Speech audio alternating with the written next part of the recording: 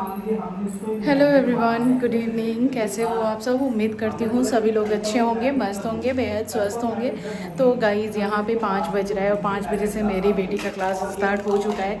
आज मम्मी का हालत, मतलब मेरा हालत बहुत ज़्यादा टाइट हो गया है। सुबह से ही मतलब मैं उठी हूँ और एक तो रात में कल मैं 2 बजे तक सोई थी क्योंकि हस्बैंड जी जैसा कि आउट ऑफ स्टेशन गए हुए थे, तो वो रात में आए। उसके बाद फिर मतलब सोते सोते हमें ना 2 बज गए थे और उसके बाद सुबह 6 बजे से जो उठ करके मैं लगी हूँ ना, आज मेरी हालत पूरा डाउन हो रखी है। लेकिन फिर भी अभी क्या कर सकते हैं, ऊपर छत पे जा रहे हैं कपड़ा लाने के लिए। चलिए देखते हैं। बेटी का क्लास पूरा 9 बजे तक चलेगा, 5 बजे से स्टार्ट हो गया है। और सुबह ना घर इतने अच्छे से व्यवस्थित कर देती हूँ जब भी बच्चे स्कूल जाते हैं। उसके बाद देखो अभी कोई भी सामान अपने अपने जगह पे नहीं मिलेंगे, सारे सामान इधर उधर। खैर इस रूम में तो बच्चे सोए हुए थे तो उनका बात ही अलग है, लेकिन हर जगह पे वही हाल हुई हुई है, देख सकते हो।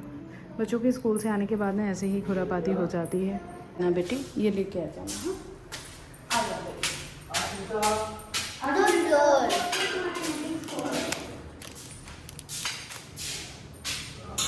तो गाइज़ मैं ऊपर आ गई हूँ टेरेस पे और यहाँ पे ना बहुत सारे कपड़े डले हुए थे सुबह।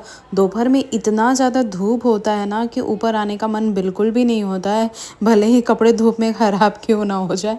लेकिन सच बता रही हूँ, ऊपर आने का मन बिल्कुल नहीं होता है क्योंकि ना अभी तो और जगह में गर्मी उतनी ज़्यादा नहीं बढ़ी होगी, लेकिन चेन्नई में गर्मी ना अभी से ही बहुत ज़्यादा हो जाती है। मतलब अभी से क्या 15 दिन पहले से ही गर्मियाँ ना इतनी ज़्यादा बढ़ गई है कि मैं क्या ही बताऊँ।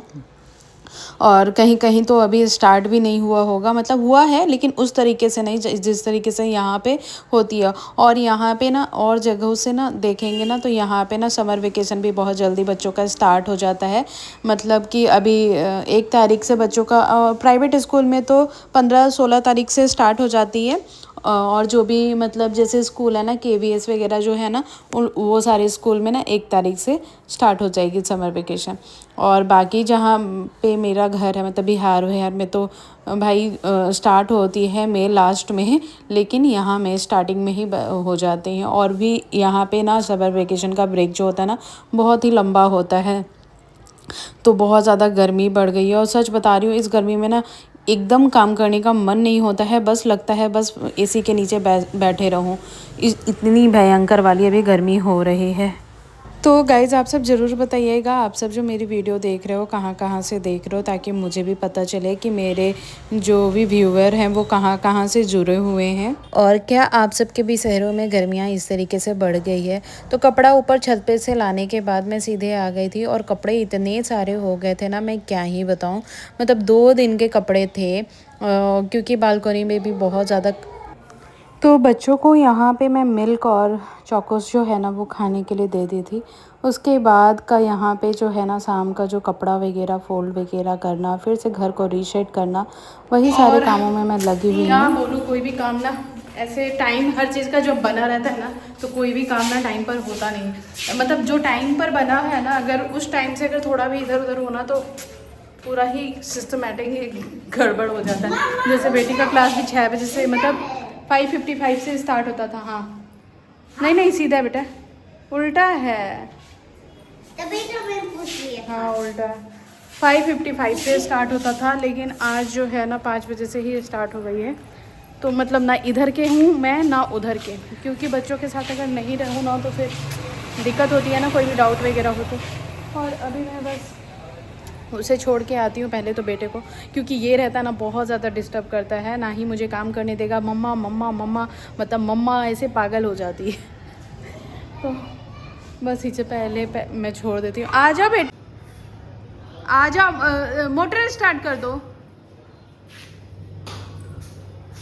हाँ 3rd नंबर, 3rd नंबर।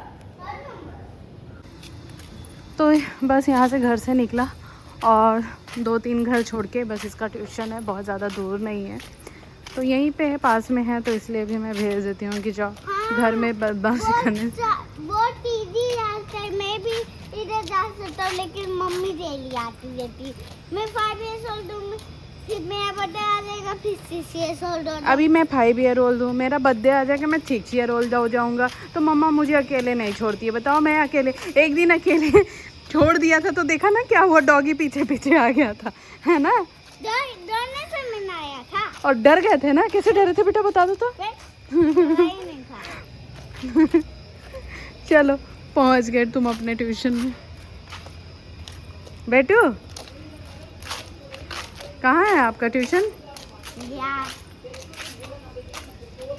बोलता है मम्मा मुझे अकेले आने दो। अभी छोटा है इसलिए छोड़ते नहीं है ना। स्ट्रीट डॉग वगैरह जो होते हैं ना, उनसे थोड़ा डर लगा रहता है, क्योंकि बच्चों को देख करके बहुत जल्दी अटैक करते हैं, है ना बेटा। स्ट्रीट डॉग करते हैं ना, भो भो कैसे करते हैं। एक दिन तो बहुत ज़्यादा डर गया था। तो गाइज़ अभी मैं बेटे को ट्यूशन छोड़ के आ गई हूँ और अब फटाफट से सारा काम ख़त्म करूँगी। तो गाइज़ बेटी क्लास के लिए बैठी हुई है, उसका क्लास चल रहा है और बेटे को ट्यूशन भेज के छोड़ के आ गई हूँ। उसके बाद ही मेरा जो है ना अभी काम करने में मन लगेगा, क्योंकि जब तक बेटा ना मतलब रहेगा मम्मा ये मम्मा वो, दिन भर मतलब ऐसे मेरे को परेशान करता है ना कि उसके रहते तो मैं कोई काम प्रॉपर वे में कर ही नहीं पाती हूँ। मतलब यहाँ पे काम कर रही हूँ, चिल्लाएगा मम्मा ये हो गया, मम्मा वो हो गया, तो दिन भर मम्मा मम्मा सुन सुन के बाप रे मतलब ऐसे परेशान कर देता है ना। अभी ट्यूशन भेजी हूँ तो मैं बोली चलो, कपड़े तो फोल्ड हो चुके थे, अब उनको जगह पे रखने का टाइम हो गया, लगे हाथ रख दो तो फिर ऐसे होता है कि चलो एक काम एक टाइम पे ना एक काम निपट गया है। और वही कपड़ा इतने सारे हो गए थे कि नहीं फ़ोल्ड किया तो मतलब 2-3 दिन के ऐसे कपड़े इकट्ठे हो गए थे और कपड़े बहुत सारे हो गए थे। तो मैं बोली कि चलो अब इसे अपने जगह पे लगा देती हूँ। और बेटी का भी क्लास चल रहा है तो बीच बीच में उसे भी देखना पड़ता है, उस बीच में काम भी बहुत सारे होते हैं। और आज का पार्टी तो है कि चलो आज मुझे ना वैसे रात के डिनर के लिए ना ज़्यादा कुछ मेहनत नहीं करनी थी, ज़्यादा कुछ मुझे बनाना नहीं था, तो खाना बनाने का वैसे टेंशन था नहीं रात के डिनर के लिए, बस था कि रोटी बनाना है, क्योंकि पतिदेव बोले थे ना कि आज बाहर से कुछ लेकर आऊँगा मतलब खाने के लिए, जैसे पनीर का आइटम, बच्चों को ना थोड़ा सा पनीर का आइटम ज़्यादा ही पसंद है, तो होटल से बोल रहे थे कि कुछ मैं लेकर आऊँगा रेस्टोरेंट से। तो ये हम बोले चलो ठीक ही है। और ये लेकिन घर बहुत ज़्यादा गंदा पड़ा हुआ था गाइज़, मैं क्या ही बोलूँ। मतलब लग रहा था ना पहले तो दिमाग में ये भी चला था बेटी के साथ बैठूँ, थोड़ा क्लास भी है, क्योंकि साथ में बैठने से ना हमें समझ में आता है, वैसे बच्चे समझ जाते हैं क्या वो पढ़ रहा है क्या नहीं पढ़ रहा है, लेकिन हमें समझाने के लिए भी ना हमें खुद भी बैठना पड़ता है। और आज काम करने में इतना लेट हो जाएगा मुझे पता नहीं था। यहाँ पे शाम का पूजा तो आजकल मैं बेटी से ही करवा देती हूँ, दिया बत्ती जो करना रहता है ना, मैं बोलती हूँ तुम ही दिखाओ, थोड़ा थोड़ा उसे भी सीखना ज़रूरी है, तो मैं उसको ही बोल देती हूँ, इसलिए मुझे शाम का पूजा नहीं करना था। तो मैं बोली कि चलो आज मुझे बहुत ज़्यादा लेट हो गया, वैसे इतना लेट होता नहीं है झाड़ू लगाने में। और मैं जो झाड़ू लगा रही हूँ ना 7 बजे झाड़ू लगाई हूँ सारे घर में। और झाड़ू लगाने का ये भी रीज़न था क्योंकि बच्चे ना घर बहुत ज़्यादा गंदा कर दिए थे। और तो और किचन में ना जैसे मैदा रखा हुआ था ना फ्रिज के अंदर, वो निकाल करके डब्बे से ना मतलब उनके हाथ से गलती से गिर गया था, तो पूरे घर में ऐसे मतलब मैं झाड़ू लगा दी थी और वहाँ पे पोंछ भी दी थी, लेकिन फिर भी ना अजीब सा ही सब जगह पैर में ऐसे चिपक रहे थे। तो मैं बोली कि चलो अभी मैं उसका भी जुगाड़ करूँगी, पहले तो रसोई वगैरह है ना थोड़ा अच्छे से साफ़ सुथरा कर लूँ, क्योंकि मुझे और ज़्यादा कुछ रात में बनाना नहीं था, सिर्फ रोटियां ही बनानी थी। तो मैं यहाँ पे जो भी बर्तन थे उसको खाली करके धो ली हूँ। कभी कभी तो ऐसा लगता है यार बस हम लोगों के लाइफ में, मतलब हम जितनी भी लेडीज़ हैं उनके लाइफ में बस यही एक काम रह गया है, सुबह शाम बस खाना बनाओ, घर के काम। ऐसा लगता है डेली हर दिन वही काम, वही सारी जिम्मेदारियां, वही सारे, मतलब ऐसा लगता है हमारे लिए कोई ब्रेक बना भी है या नहीं बना है, मतलब समझ में ही नहीं आता है। एक काम ख़त्म नहीं होता है कि दूसरे सर पे आके मंडराने लग जाते हैं। तो कभी कभी तो पूरा एकदम इतना ज़्यादा आलस लगता है कि काम करने का मन बिल्कुल भी नहीं होता है, लेकिन उस बीच में अगर मन ना भी होना तो करना पड़ता है, बच्चों को देख करके, फिर घर को देख करके ऐसे होता है कि नहीं एक दिन भी हम ऐसे नहीं रह सकते हैं और हमें कोई ब्रेक नहीं है, हमारे लिए कुछ भी नहीं होता है, ऐसा फिर कभी कभी फील होता है। तो यहाँ पे बर्तन वगैरह सब कुछ क्लीन हो चुका था। उसके बाद जो है ना मैंने आटे का डब्बा भी धो करके रख दी थी, तो वो सूख गया था, सुबह ही धो ली थी। जब भी जैसे आटा वगैरह ख़त्म होता है ना उसी टाइम डब्बा इंस्टेंट धो लो ना, तो वो होता है कि अलग से काम बढ़ा नहीं रहता है। वो फिर उसमें फिर जैसे डब्बे सूख गए थे, अभी मैंने आटा को डाल दी हूँ क्योंकि आटा ख़त्म हो गए थे। उसके बाद यहाँ पे आटे गूँथ करके रोटियाँ बना ली।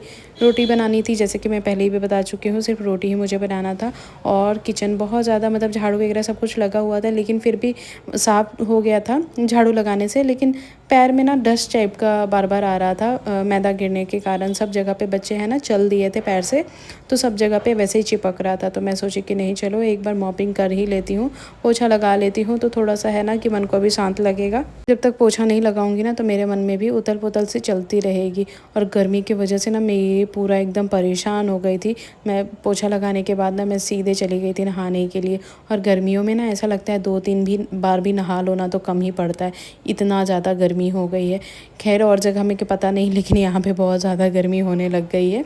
तो सब जगह पे पोछा हो गई थी और मैं पूरे घर में एक बार मेरे को फिर से पोछा लगाना पड़ गया है। चलो सुबह के लिए है कि आराम से मेरा पोछा लगेगा, लेकिन अभी फ़िलहाल लगा ली हूँ तो घर पूरा साफ़ हो गया है। आज के लिए बस इतना ही, मिलते हैं कल एक और नए वीडियो के साथ। उम्मीद है आज की वीडियो पसंद आई होगी। पसंद आई हो तो बस आपसे एक ही रिक्वेस्ट है, बहुत ज़्यादा मेहनत करती हूँ तो उसके लिए एक लाइक ज़रूर कर दीजिएगा। चलिए मिलते हैं कल एक और नए वीडियो के साथ। Bye bye.